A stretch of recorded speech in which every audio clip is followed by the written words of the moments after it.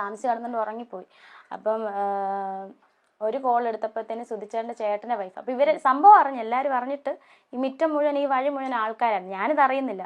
അപ്പോൾ മൂത്ത മോൻ ഇവിടെയാണ് കിടക്കുന്നത്, ഞങ്ങൾ അകത്തെ റൂമിൽ. എൻ്റെ ഒരു അനിയത്തിയുണ്ട്, പപ്പയും അമ്മയും ഹോസ്പിറ്റലിലായിരുന്നു, പപ്പായ്ക്ക് ഒരു ഓപ്പറേഷനായിട്ട് ഹോസ്പിറ്റലിലായിരുന്നു. അപ്പം ഞാൻ ചേട്ടത്തിയോട് ചോദിച്ചു, എന്നെ അടുത്ത് ഈ വെളുപ്പിനെ വിളിച്ചു സുധി എന്ത് ചെയ്യണമെന്ന് ചോദിച്ചാൽ ചേട്ടൻ വടകര പോയതാണല്ലോ, എന്നെ അടുത്ത് വന്നില്ല, ഇപ്പം വന്ന് കാണും, ഇനിയിപ്പോൾ ഉറക്കമായിരിക്കുമല്ലോ, സ്റ്റാൻഡിൽ വല്ലോ ഇരുന്നിട്ടേ വിളിച്ചു നോക്കട്ടെ എന്ന്. അപ്പം എഴുന്നേറ്റ് 5 മണിയായപ്പം രേണു വിളിച്ചു നോക്കിയില്ലേ? 5 മണിയായപ്പോഴല്ല, ഞാൻ എഴുന്നേറ്റ് 6:30 ആയപ്പോഴാണ് എഴുന്നേറ്റ്. 4 വിളിക്കാൻ തോന്നിയില്ല എനിക്ക്, എന്തോ എനിക്ക് തോന്നിയില്ല. 5 മണിക്ക് നിങ്ങളുടെ അടുത്ത് പിക്ക് ചെയ്യാൻ വരണം എന്നല്ലേ പറഞ്ഞു. അപ്പൊ ഉറങ്ങിപ്പോയി, ഉറങ്ങി 6:30 7 ഞാൻ എഴുന്നേറ്റ് ഉടനെ വിളിച്ച സൂചിച്ചേട്ടനെ 5 പ്രാവശ്യം വിളിച്ച്. അപ്പൊ 5 പ്രാവശ്യം വിളിച്ചിട്ടും ബെല്ലടിക്കുന്നുണ്ട്. പക്ഷെ ആ ഫോൺ ഇതുവരെ നന്നാക്കാൻ പറ്റിയിട്ടില്ല. ഞാൻ കൊടുത്തു നോക്കി കടയിൽ, അതുപോലെ അത് തകർന്നു പോയി. പക്ഷെ ബെല്ലടിക്കുന്നുണ്ടായിരുന്നു. അപ്പം എനിക്കൊന്ന് ഡിസ്പ്ലേ പോയി കാണും, ബെല്ലടിക്കുന്നുണ്ട്, പക്ഷെ എടുക്കുന്നില്ല ആരും. അപ്പൊ എനിക്ക് ഡൗട്ട് ഒന്നും അടിച്ചില്ല, നമുക്ക് അങ്ങനെ തോന്നും നമ്മുടെ ആള് മരിച്ചു പോകും, നമ്മൾ ഓർക്കുവോ ഇനി എന്തുവാ ഇത് സംഭവം എന്ന് പറഞ്ഞപ്പോഴാണ് ഇങ്ങനെ കോള് വരുന്നത്. അപ്പൊ ഞാൻ എഴുന്നേറ്റ് ഇവിടെ വന്ന് തിണ്ണേ വന്നോണ്ട് വേറൊരു കോള്, ചേച്ചി വാർത്തക്കകത്ത് ശരി. അപ്പൊ എന്റെ വിചാരം പണ്ട് നമ്മുടെ കൊറോണ ടൈമിൽ ഒരു ഫേസ്ബുക്കിൽ ഒരു ഇഷ്യൂ വന്നായിരുന്നു സൂചിച്ചേട്ടന്, ഒരു സാമ്പത്തികമായിട്ടുള്ള കടത്തിന്റെ പ്രശ്നമൊക്കെ വന്നായിരുന്നു ആ കൊറോണ ടൈമിൽ. ഇനി അത് വല്ലതും ആണോ വാർത്തക്കകത്തെന്ന് ഞാൻ ചോദിക്കുക.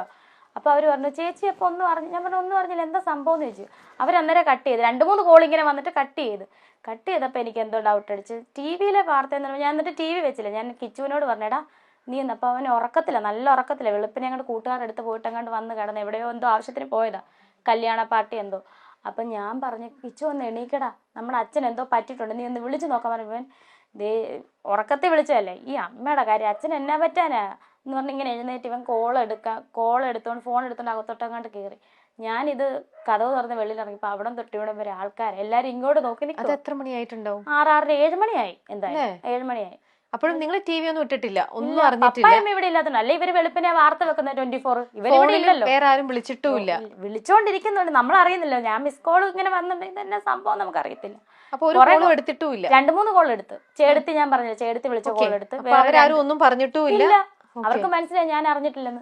വെളിയിൽ ഇറങ്ങിയപ്പോ ആൾക്കാർ. അപ്പൊ ഞാനിങ്ങനെ നിൽക്കുക, എന്തോ സംഭവം എന്ന് ചോദിക്കുന്നില്ല. അപ്പം ചോദിക്കുവാ ഞാനിങ്ങനെ.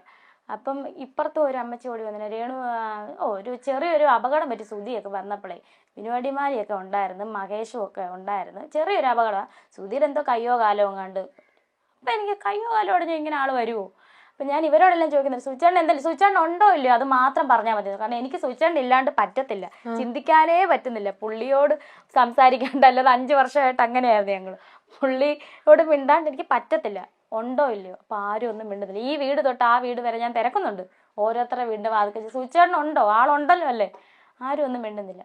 ഞാൻ ഈ കിണറ്റുകരെ വന്നങ്ങ് ഇരുന്ന്. അപ്പം എനിക്ക് തോന്നുന്നത് ഐശ്വര്യനെയാന്ന് തോന്നുന്നു അയച്ചേക്കുന്നത് പറയാൻ വേണ്ടിയിട്ട്. ഐഷു ഇല്ലേ സ്റ്റാർ മാജിക്കിലെ ഡാൻസർ. അപ്പം ഐശ്വര്യയും ഫാമിലി അവിടം വരെ പകുതി വന്നപ്പോൾ ആൾക്കാരെ തടഞ്ഞു വെച്ച്, അവൾ അറിഞ്ഞിട്ടില്ലെന്ന് പറഞ്ഞു.